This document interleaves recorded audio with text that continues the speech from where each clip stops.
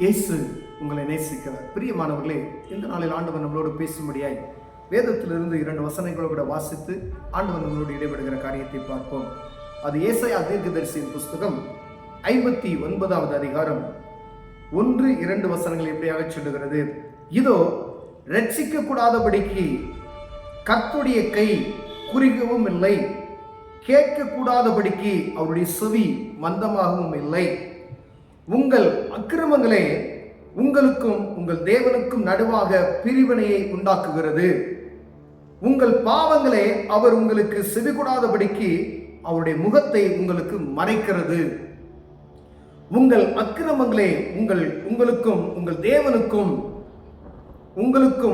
தேவனுக்கும் நடுவாக பிரிவினையை உண்டாக்குறது. அக்கிரமமே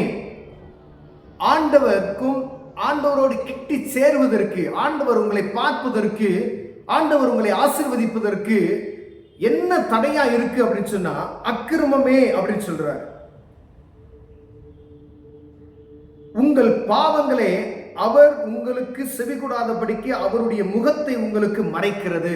நாம் செய்கிற பாவத்தின் நிமித்தமாய் அவர் நமக்கு செவி கொடுக்காதபடிக்கு அவர் முகத்தை நம்மை விட்டு மறைக்கிறார். என் பிள்ளை கஷ்டப்படுறான், ஆண்டவருக்கு தெரியும். ஆனா அவர் உதவி செய்ய வரும் பொழுது நீங்க செய்யற பாவம், நான் செய்யற பாவத்தின் நிமித்தம் ஆண்டவர் அவர் முகத்தை மறைக்கிறார் என்று வேதம் சொல்லுகிறது. பிரியமானவர்களே, ரட்சிக்க கூடாதபடிக்கு அவர் கை ஒன்று குறுகி போகவில்லை, கேட்க கூடாதபடிக்கு அவருடைய செவி மந்தமாய் இருக்கவில்லை. ஆனா இந்த ரட்சிப்பின் அனுபவத்தை நான் பெற்றுக்கொள்வதற்கு, ஆண்டவர் நம்முடைய சத்தத்தை கேட்பதற்கு என்னுடைய பாவம், என்னுடைய அக்கிரமமே இதுக்கு காரணமாய் இருக்கிறது என்று ஆண்டவர் சொல்லுகிறார். பிரியமானவர்களே, எத்தனை நாள் இதை நம்ம சிந்திச்சு பார்க்கிறோம். நமக்கு ஆசீர்வாதம் வேணும், எப்படிலாம் நமக்கு வருமானம் வரணுமோ அப்படிலாம் வரணும் என்றுதான் நாம் எதிர்பார்க்கிறோம் இல்லையே. ஆனா தேவ சமூகத்துல ஒண்ணு நல்லா தெரிஞ்சுக்குங்க. ஆதி ஆகமத்துல நம்ம ஆதாம் ஏவாளை உருவாக்கின தேவன் அவர்களை ஆசீர்வதித்து எல்லாத்தையும் சுதந்திரித்துக் கொள்ளும்படியே ஆண்டவர் கட்டளையிட்டார்.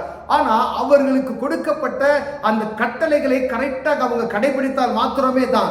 அவங்க என்னைக்கு அந்த சாப்பிடக்கூடாதுன்ற பழத்தை சாப்பிட்டாங்களோ அப்ப என்ன செஞ்சிட்டார் ஆண்டவர்?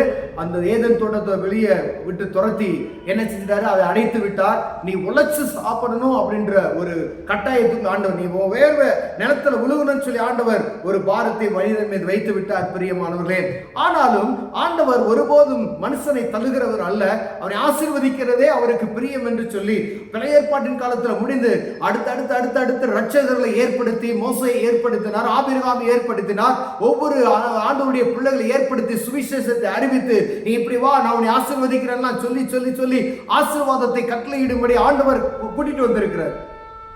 ஆனால் பாவம் என்கின்ற ஒரு காரியம் ஆண்டவரை விட்டு நம்மளை தூரப்படுத்துகிறது. பாருங்களேன், அக்கிரமம் என்ற காரியம் நம்முடைய சத்தத்தை ஆண்டவர் கேட்கக்கூடாதபடிக்கு பார்க்கிறது, அவர் முகத்தையே மறைக்கிறது என்று வேதம் சொல்லுகிறது. பிரியமானவர்களே, அப்படின்னா என்னுடைய அக்கிரமம் எப்படி இருக்கிறது? நான் செய்கிற பாவத்தை அவர் ஒவ்வொரு நாளும் விசாரிக்கிறவராய் இருக்கிறார். அதை பார்க்கும்படி ஆண்டவர் ஒவ்வொரு நாளும் அவருடைய கண்களுக்கு மறைவாய் ஒன்றும் இல்லை என்பதை நாம் அறிந்து கொள்ள வேண்டும். வானமும் பூமி அவருடையது. இந்த சிசிடிவி கேமரா இதெல்லாம் இருக்கு பார்த்தீங்களா, அதெல்லாம் நம்ம கம்ப்யூட்டர்ல வச்சு ஆப்ரேட் பண்ணி நீங்க போன்ல வச்சு தான் பார்க்கணும். அவருக்கு முன்பதாய் எல்லாம் திறந்த வெளியா இருக்கிறது. பிரியமானே, அவர் உள்ளே திரியங்களை அறிந்திருக்க. நீங்க மனசுல நம்ம ஒரு காரியத்தை நினைத்த ஆண்டவருக்கு தெரியும். அவர் கண்களுக்கு முன்பதை மறைவானது ஒன்றுமில்லை என்று வேதம் சொல்லுகிறது. பிரியமானவர்களே, மனிதனை ஏமாத்துவது போல தெய்வத்தை நாம் ஏமாற்ற முடியாது. ஒரு நாள் உன் பாவம் முன்னே நமக்குள்ள இருக்குமே, ஏன்னா ஆண்டவர் ஆசீர்வாதத்துக்கு தடையா இருக்கு, ரட்சிப்புக்கு தடையா இருக்கிற ஆண்டவர் சொல்கிறார். நான் ரட்சிக்கப்பட்டதுக்கு பின்பும் பாவத்தை செய்வேனானால் ஆண்டவர் சொல்றார், முழுமையான ரட்சிப்பை நீ அடைய முடியாதபடிக்கு, உன்னுடைய சத்தத்தை ஆண்டவர் கேட்க முடியாதபடிக்கு அவர் முகத்தை மறைப்பார் என்று வேதம் சொல்லுகிறது. பிரியமானவர்களே, நம்ம எவ்வளவு ஜாக்கிரதையா இருக்கணும் பாருங்களேன். பாவத்தை ஒவ்வொரு நாள் நான் பாவம் செய்யறேன்னா ஒவ்வொரு நாளும் பார்க்கணும். இன்னைக்கு நான் என்ன பாவம் செய்ய? யோபுவை பாருங்க, தன் பிள்ளைகள் செய்த பாவங்களை ஒருவேளை பாவம் செய்திருப்பாங்கன்னு சொல்லி அவர்களுக்கு பலி செலுத்தி அவரெல்லாம் ஒரு இடத்துல வந்து பரிசுத்தப்படுத்தி ஒவ்வொருவருக்கும் ஆண்டவர் தேவ சமூகத்துல பலி செலுத்துவாராம். அப்ப நம்மளை நாமே இந்த நாள் ஆராய்ந்து பார்க்கும்படி ஆண்டவர் உங்களோடு என்னோடு பேசுகிறார். நான் பாவம் செய்வது நிமித்தமா என்னுடைய ரட்சிப்பு தடைபடுகிறது, ஆசீர்வாதம் தடைபடுகிறது.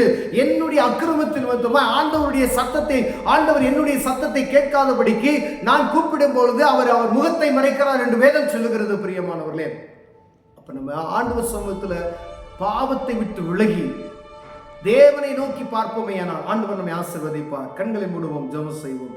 அன்பின் தகப்பனே, எங்க பாவமும் எங்க அக்கிரமமே எங்களுக்கு உயர்வுக்கு தடையா இருக்கிறது ஆண்டவரே. இயேசுவின் நாமத்தில் ஜெபிக்கிறோம். இந்த பாவத்தை விட்டு விலக எங்களுக்கு உதவி செய்யுங்க. அக்கிரமம் எங்களை விட்டு வெளியேற கிருபை செய்யுங்க. இயேசுவின் நாமத்தில் பிதாவே, ஆமென்.